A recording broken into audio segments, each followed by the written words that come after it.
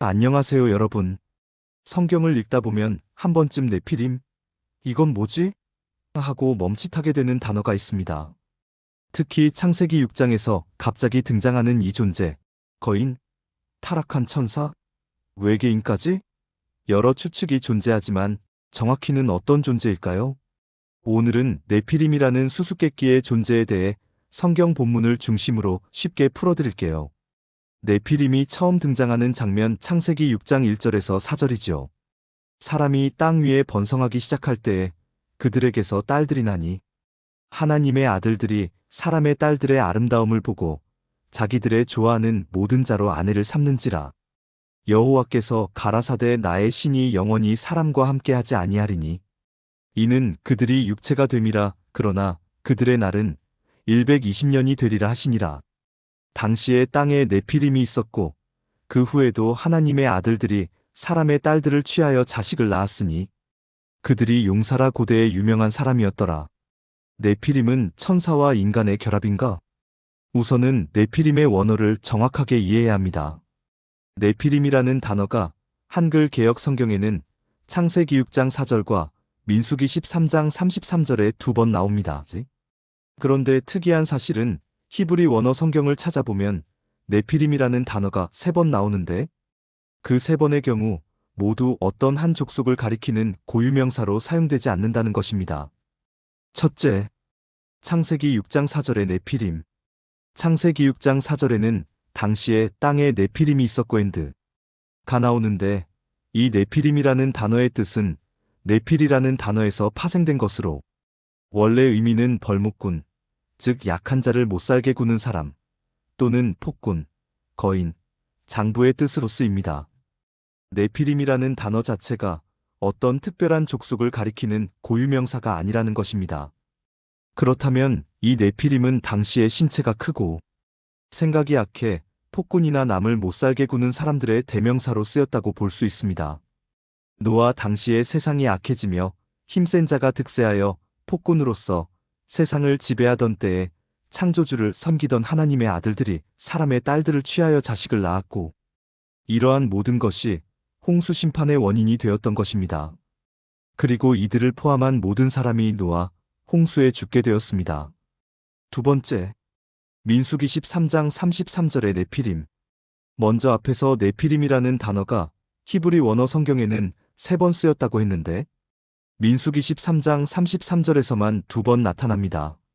한글 개역 성경에는 네피림이라는 단어가 1번 나타나지만 아낙 자손 대장부들을 보았나니 할 때의 대장부가 히브리 원어로는 네피림으로 쓰였습니다. 이렇게 보면 네피림은 어떤 족속을 나타내는 고유명사가 아니고 앞에서 말한 것처럼 크고 장대한 사람들을 뜻하는 대명사로 쓰였음을 알 수 있습니다. 이것은 개역 성경이 원어를 한글로 직접 번역한 것이 아니라 중국어 성경을 번역한 것이기에 이러한 오류를 범하였다고 볼 수 있습니다. 같은 단어를 한 번은 발음 그대로인 네피림으로 다른 한 번은 네피림의 원래의 뜻인 대장부로 번역했기에 홍수 심판 전에 살았던 네피림이 죽지 않고 살아있었던 것 같은 오해를 가져온 것입니다. 세 번째, 가나안 땅에 살았던 네피림 후손 아낙 자손 대장부들이란 표현은 앞에서 살펴보았듯이 홍수 전에 살았던 키가 장대한 사람들을 뜻하는 대명사인 네피림은 모두 죽었습니다. 그렇다면 가나안 땅에 살았던 네피림 후손 아낙 자손이란 표현은 어떠한 의미일까요? 이것은 아낙 자손이 홍수에 살아남은 네피림의 직계 후손이라는 뜻이 아닙니다. 가나안 땅을 정탐해 본 결과 홍수 전에 살았던 장대한 자들의 대명사인 네피림 같이 키가 크고 포악한 아낙 족속이 살았던 것을 의미를 빌려 후손개역 성경에서로 표현했다고 볼 수 있습니다. 히브리 원어 성경에는 한글 개역 성경에 나오는 네피림 후손 아낙 자손에서 후손이라는 단어가 없습니다. 그것은 공동 번역에서도 확인할 수 있습니다. 내용을 정리해보면 가나안 땅에 살았던 아낙 자손들은 창세기 6장 3절에 등장하는 네피림의 직계 후손이 아니며 네피림은 홍수에서 살아남지 않았다는 것입니다.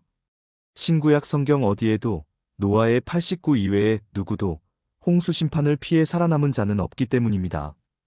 다만 개역 성경의 두 군데에 등장하는 이라는 단어를 번역하면서 한 번은 대명사로 사용했고 다른 한 번은 네피림이 가진 원어의 뜻으로 해석했기 때문에 발생한 해프닝입니다. 네피림을 천사와 인간 사이에 태어난 거인족으로 상상하는 것은 지나친 추측입니다. 다른 내용도 알아보죠. 네피림, 하나님의 아들들과 사람의 딸들이 결혼하면서 태어난 존재로 소개되며 이어지는 설명에는 그들은 용사들이며 고대의 유명한 사람들이었다고 기록돼 있죠.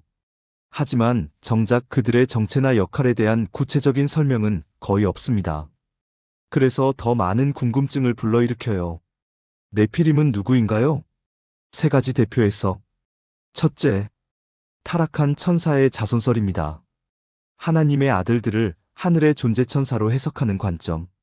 천사들이 인간 여자들과 결혼해서 거대한 혼종이 태어났다는 주장.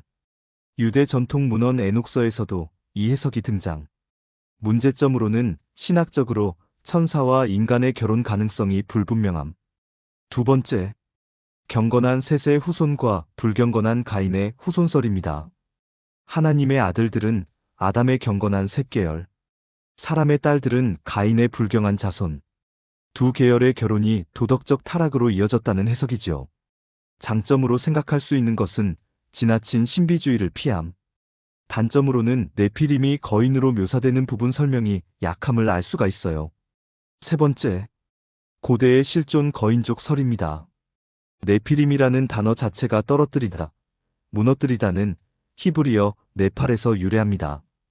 강력한 전사 혹은 무너뜨리는 자들이라는 뜻으로 해석하며 민수기 13장 33절에서도 네피림은 거인족으로 다시 언급됨을 알 수가 있지요.